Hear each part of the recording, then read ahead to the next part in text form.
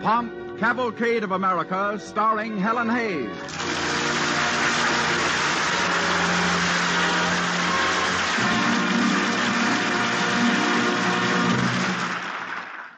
Good evening. This is Helen Hayes. I'm sure you'll enjoy our cavalcade tonight, an original radio play by Frank Gabrielson called Good Morning, Miss Tyckman. But first, here's Bill Hamilton for the DuPont Company. Thank you, Miss Hayes. 3 million persons are injured in their homes each year, and falls in the home account for 17,000 fatal accidents. To help prevent small rugs from slipping, sliding, or creeping, use DuPont Rug Anchor. Rug Anchor is a non-skid sponge rubber underlay that is dust-proof and waterproof. It won't harbor moths, and it can be trimmed to fit any size rug. You can help safeguard your family against costly, painful falls by putting DuPont Rug Anchor under floor coverings. Rug Anchor is one of the DuPont Company's better things for better living through chemistry.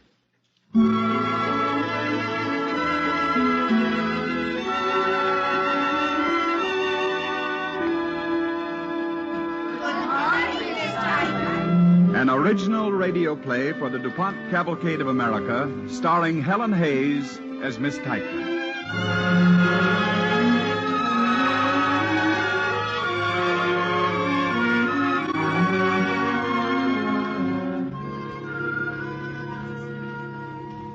Loud to sail on, O ship of state. Sail on, O Union, strong and brave. Louder, please, John. Humanity with all its fears, with all the hopes of future years. Don't be afraid of it, John. Is hanging breathless on thy fate. Is that all you mean, Miss Tyckman? She is a teacher, this Miss Tyckman. A grammar school teacher, Joanna Tyckman, teaching 7B in a neighborhood school. She is, say, 60 and gray, but she stands straight as the shortest line between 2 points. And she knows, as we know our mothers and our bank accounts, subjects, predicates, objects, and the dangling participle. She knows when Vicksburg fell, how high the Andes are, and the names of all the capitals of the states. She knows Huck Finn and Hiawatha, and can begin when in the course of human events and say the entire Declaration. Besides this, Miss Tyckman knows each year the names, the faces, the abilities, and worths of a brand new class of 40. Good morning, Miss Tyckman. Good morning, class. But what do we know of Miss Tyckman? We were all one of those classes of 40 once under Miss Tyckman, or Miss Levy, or Mrs. Miller, or Mr. Jones.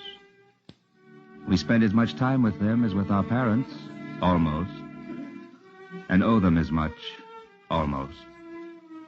But what do we know of Miss Tyckman? Suppose we were ordered to write a composition called Miss Tyckman, a Teacher. Take pen and paper, please. Now write.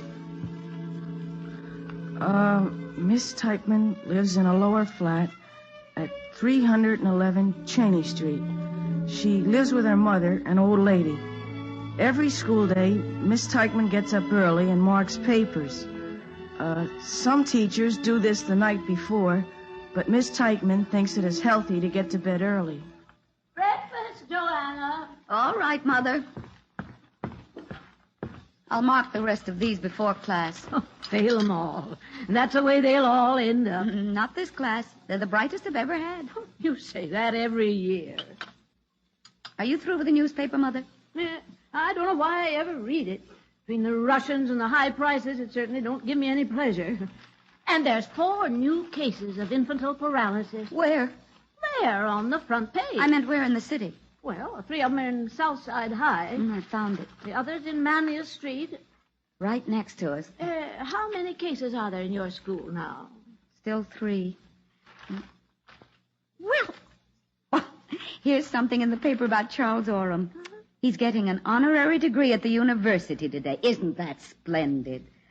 Joanna, when is Mr. Kraft leaving? Soon as the Board of Education picks a new principal to take his place. Think they'll pick you? For principal? Of course not. Well, why shouldn't they? You passed the principal's examination years ago, and you've certainly had enough experience. That's one reason they'd never picked me. Had too much experience.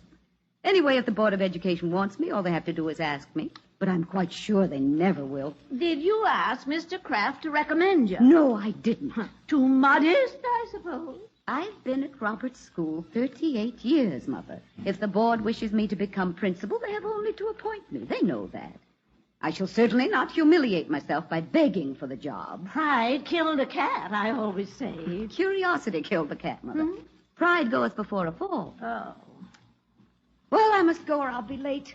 Do you mind if I cut this out, this clipping about Charles Orem?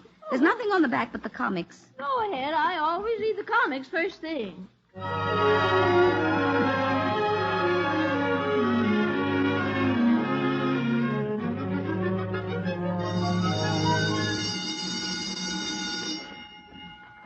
Come to attention, please. Class, stand. The Pledge of Allegiance.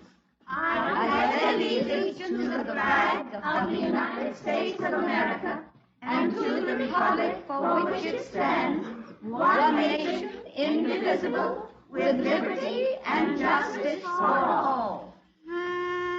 My country, 'tis of thee, sweet land of liberty. On Monday morning, September 8th, 1910, when Joanna Tyckman, fresh from normal school, stood face to face with her first class in this same sunny classroom, some few of all the facts she taught in 1910 were different than they are today.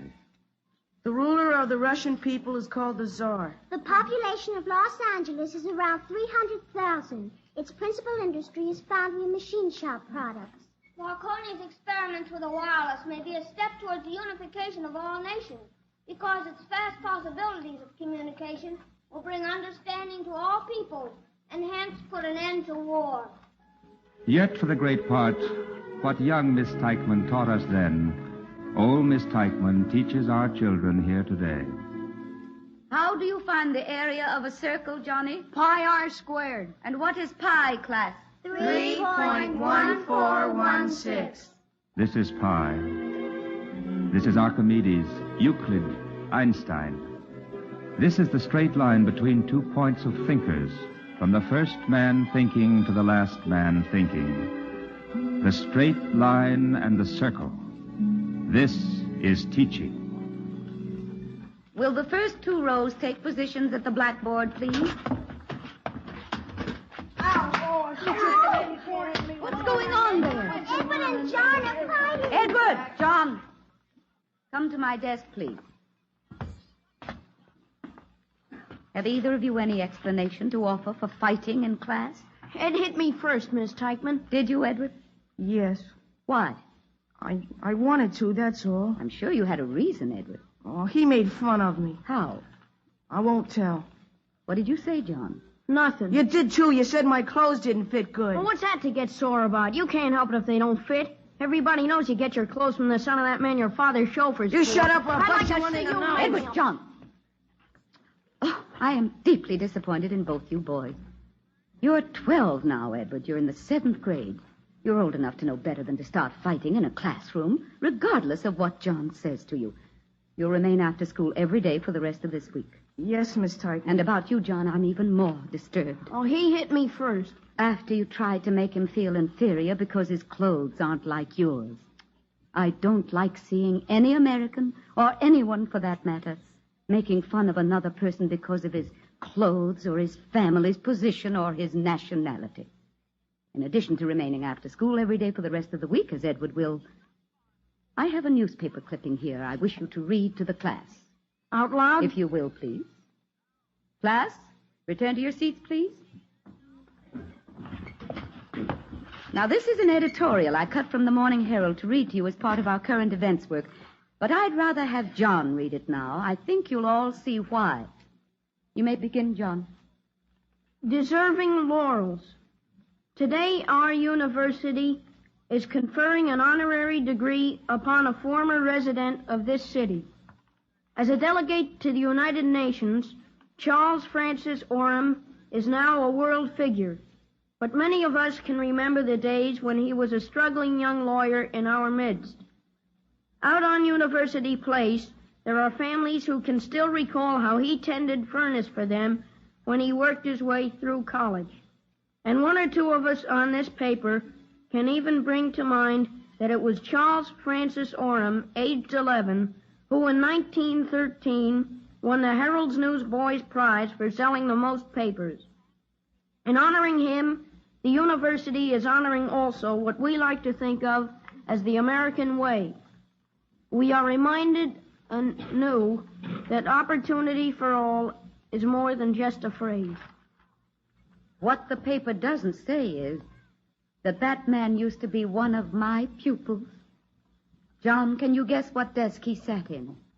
Edwards? No, John. Yours. And I hope in the future you'll try to make as good use of it as Charles Orem did. I will, Miss Tyckman. Honest, I will.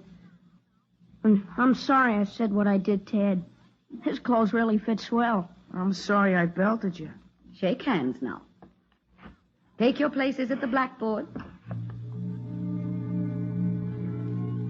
This, too, is teaching. To teach Protestant, Catholic, Jew, the native-born, the immigrant, rich, poor, the Methodist and Seventh-day Adventist, the boys who wear buttons for the candidates their parents prefer, Republican and Democrat. All this human tangle needs to know the straight line between 2 points, between aspiration and result, in this democracy.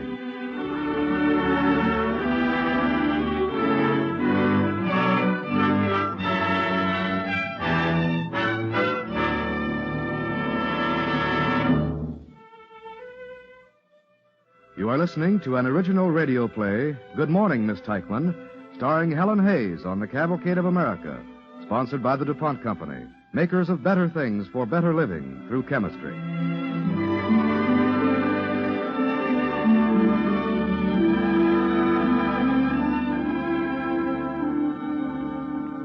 The narrator is relating for us a few simple instances in the daily life of a very important member of the American scene.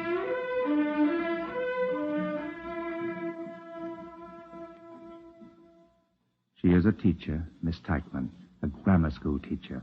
Joanna Tyckman, teaching 7B in a neighborhood school. Now there will be a test. No comments, please. Now we will have a test in geography. I have written the questions on the blackboard here beneath this map. You will have 30 minutes in which to answer them. Take pen and paper and begin. Now there will be a test in geography. Now there will be a test, 7B. You will have 30 minutes in which to answer. You will have a lifetime, too, for answering. This test goes on. Can you find Nagasaki on the map? Can you find Lake Success? You have 30 minutes, class, in which to answer. You have a lifetime, and no more. Keep your eyes on your own paper, please.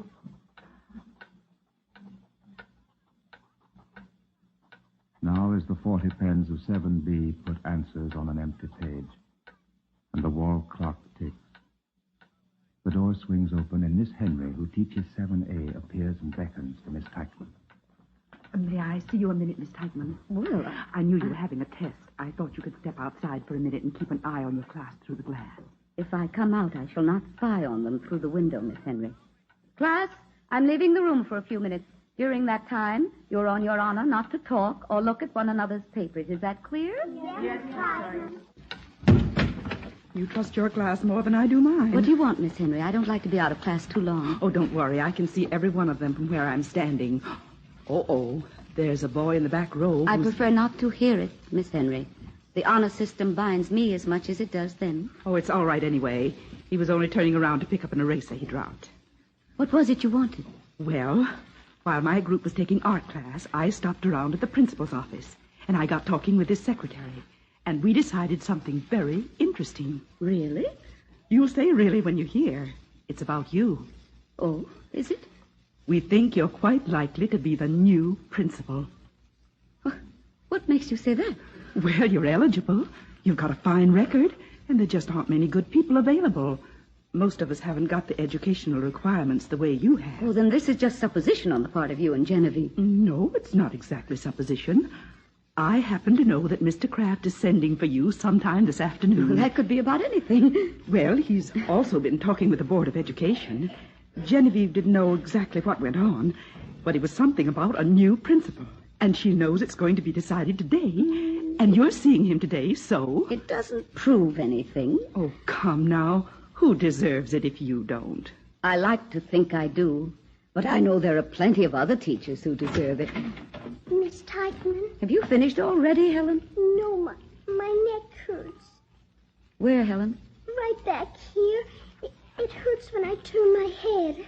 Have you been in a draft? I don't think so. Has anyone been talking to you about why it's bad to have a stiff neck, Helen? You mean about the infantile paralysis? Yes, Helen. But I've got a stiff neck, Miss Tyckman. I'm not making it up. Honest. Oh, it hurts. Helen, you go downstairs now and tell the nurse about this. I haven't got paralysis, Miss Tyckman. No, dear. You've just got a stiff neck. Go on now. There's nothing to be afraid of. But what about my test? You can make that up later. Yes, Miss Tyckman. Do you think it's her neck that's bothering her, or her imagination, or the test? We'll just have to see what the nurse has to say. Well, don't worry. There's nothing you can do about it. I know. Well, I must get back. You should. That boy in the back is turning around again. And this time I don't think he's dropped an eraser.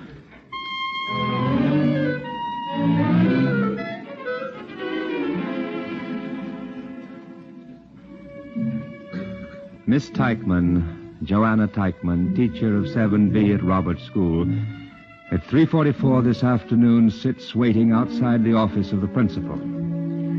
Beside her is a case of trophies, silver cups and statuettes of bronze. One, marked 1921, reminds Miss Tyckman of Fred Bettinger, who won the 50 and the 100-yard dashes both that year. As she sits waiting for the principal, Miss Tyckman wonders what has become of Fred Bettinger. Mr. Kraft, we'll see you now, Miss Tyckman. Thank you. Oh, there's a man in there from the Board of Education who seems very anxious to talk to you, Miss Tyckman. Well, I'll go in now. I believe you wish to see me, Mr. Kraft? Oh, yes. Come in, Miss Tyckman. This is Mr. Grant. How do you do, Mr. Grant? Miss Tyckman, hello. Sit down, won't you, Miss Tyckman? Thank you. The Board of Education has sent Mr. Grant here. He wanted to meet you. I understand that you're the senior teacher in the school. Next year will be my 39th year, if I'm here. Oh, you'll be here, Miss Tyckman. Mm-hmm. Particularly these days, we need people with your experience. I'm probably going to be after you with questions all day long at first. I don't understand. Well, there's so much I'll need to know about the place. Mr. Grant is to be the new principal. I see. And since you are the senior teacher, I felt I ought to meet you before the others. I'm going to need a lot of help from you, Miss Tyckman. I'll be glad to do whatever I can, Mr. Grant. With cooperation like yours, Miss Tyckman, we can't fail to have a thriving school. I'm sure we will, Mr. Grant. Well, I don't think Mr. Grant wanted any detailed information today, Miss Tyckman. It's really a matter of getting acquainted. Isn't that so, Grant? That's right. Just so long as I can feel free to call on Miss Tyckman for assistance from time to time. Oh, yes, of course, Mr. Grant. Well, if there isn't anything further you want, I should get back to my room. I have some tests to mark. Goodbye, Mr. Grant. Goodbye. Goodbye, Mr. Kraft. Goodbye.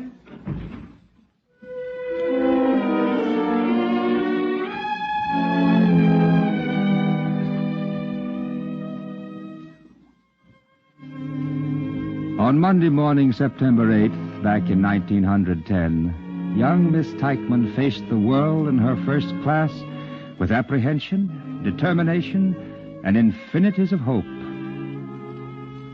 On Monday afternoon, February 2nd, 1948, old Miss Tyckman sits in the presence of a ticking clock and two recalcitrant boys.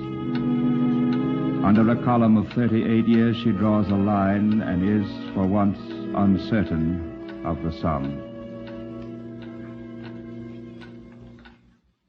It's 4:30. Edward, you and John may go now. Thanks, Miss Tyckman. Yeah, thanks. I do not like yeah said in my classroom, John. I'm sorry, Miss Tyckman. See you tomorrow. Goodbye, boys. Goodbye, Miss Tyckman. From 1910 to 1948, and underneath the straight line drawn, what is the sum? What is the sum? Oh, dear. Hello, Miss Tyckman. Hello. Can I do something for you? I guess you don't remember me, do you, Miss Tyckman? No, I'm afraid I don't. Well, this is a sort of a blow to my pride, Miss Tyckman. I used to sit at this desk right here. But I guess a lot of kids have sat here since. You can't be expected to remember us all. I used to think I could. I guess I'm getting old. No, not you, Miss Tyckman. But you couldn't possibly know me.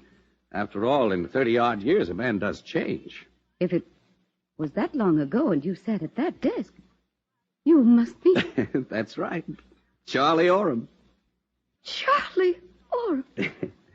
I was taking a walk through the old neighborhood. I couldn't go by without coming in to say hello. How good of you to come, especially at this time.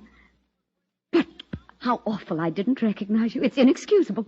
Why, I've seen your picture in the paper at least once a week lately. No, you couldn't recognize anybody from those pictures, Miss Tyckman. I don't think I ever really associated the pictures with you anyway. Whenever I thought of you standing up in the United Nations and talking to all those great men, I somehow always saw you as a 12-year-old boy whose hair wouldn't stay combed. And now there's no hair to comb.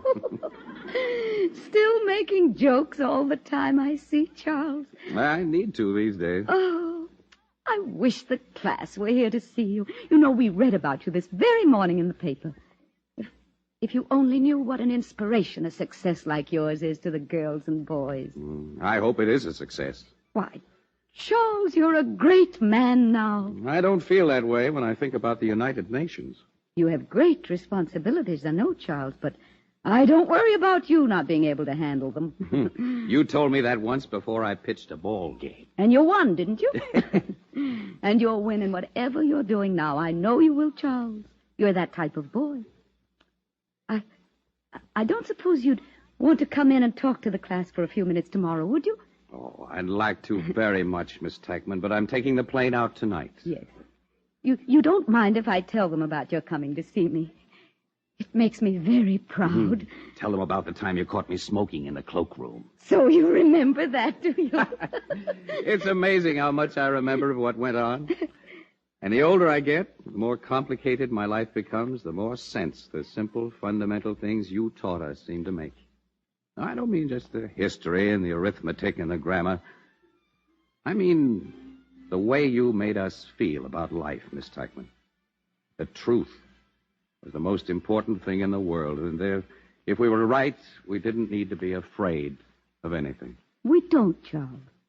I remember there was a poem you had us learn, something about somebody building a ship. The building of the ship. That's it. I always liked it. Not that it's exactly Shakespeare, I suppose. Naturally not. It's Longfellow. Anyway, it has a feeling of courage in it that always excited me. How did it go? Thou too sail on, O ship of state, sail on, O Union strong and great. Humanity with... Don't be afraid of it, Charlie.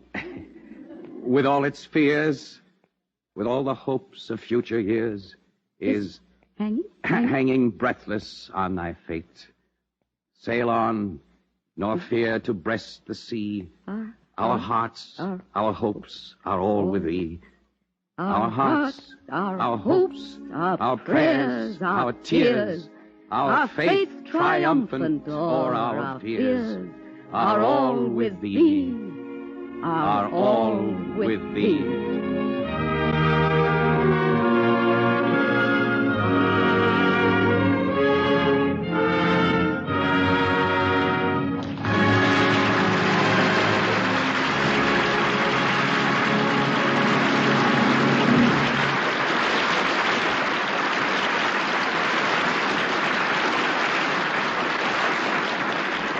Thank you, Helen Hayes. Now, here's Bill Hamilton of the DuPont Company. It happened in Ohio, Logan County, in fact, near Bellefontaine. One hot sunny day, I was helping my grandfather pack bales of wool, wrapping the wool in burlap.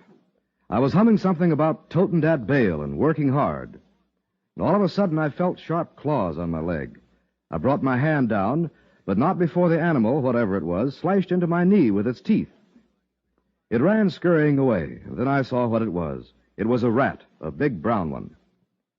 Rats do sometimes attack human beings, and they attack us in other ways beside the one I have described. They attack our property, food, and health.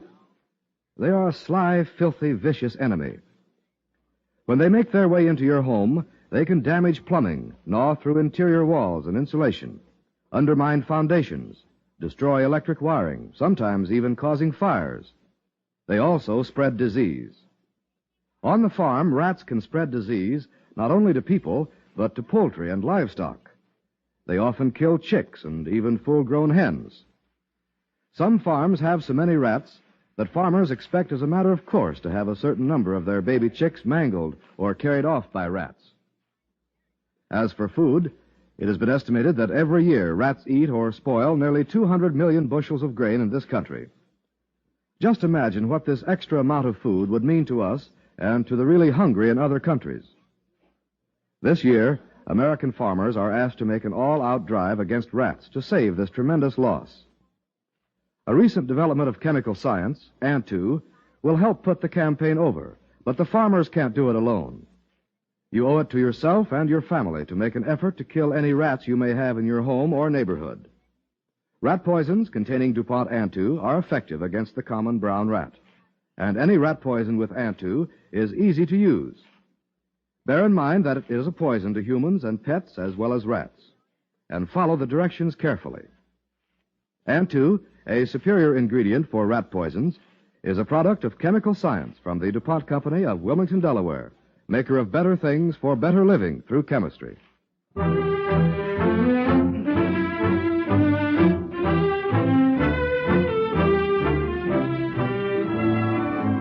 Next week, Lincoln's birthday week, Cavalcade presents the distinguished Hollywood star Robert Young in Mr. Lincoln Goes to the Play, an absorbing story of the last day in the life of the great emancipator. We hope you'll be with us.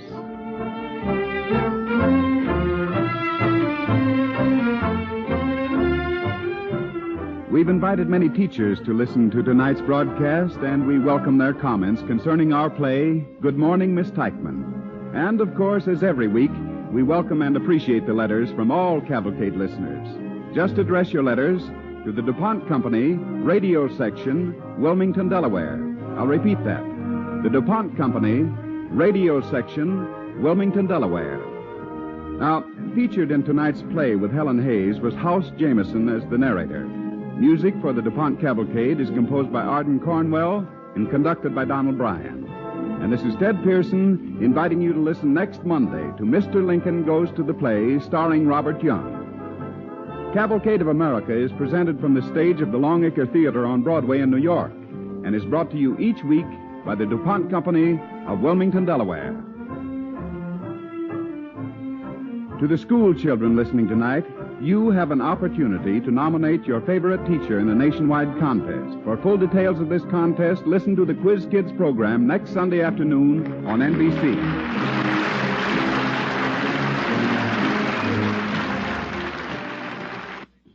This is NBC, the National Broadcasting Company.